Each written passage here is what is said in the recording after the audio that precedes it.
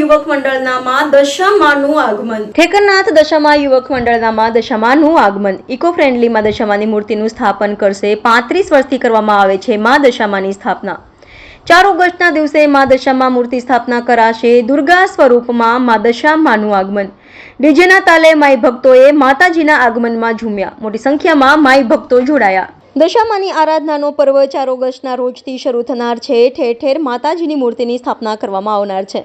ત્યારે શહેરના ઠેકરનાથ યુવક મંડળ દ્વારા શહેરની સૌથી મોટી અને માટીની 27 ફૂટની દશામાની મૂર્તિની સ્થાપના પણ ઠેકરનાથ વિસ્તારમાં કરવામાં આવનાર છે।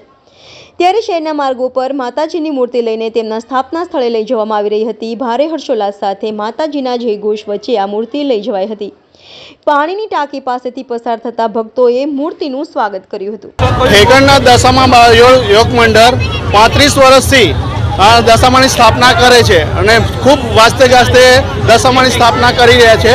અત્યારે બી ઇકો ફ્રેન્ડલી વર્લ્ડની સૌથી મોટી દશામાની પ્રતિમા અત્યારે લઈ જઈ રહ્યા છે અમે, અને આ પ્રતિમા કિશનવાડી ગધેડા માર્કેટથી લઈ અને ઠેકરનાથ મુકામે જશે। નમસ્કાર દર્શક મિત્રો, હું ઝોયા વડોદરા ગુજરાતથી।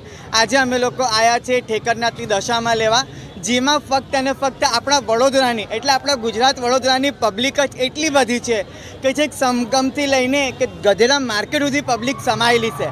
અને આ મારા ભાવિક ભક્તોનું છે કે એમના આગમન કરવા માટે અમે આટલા બધા લોકો આવ્યા છે। જય દશામાં।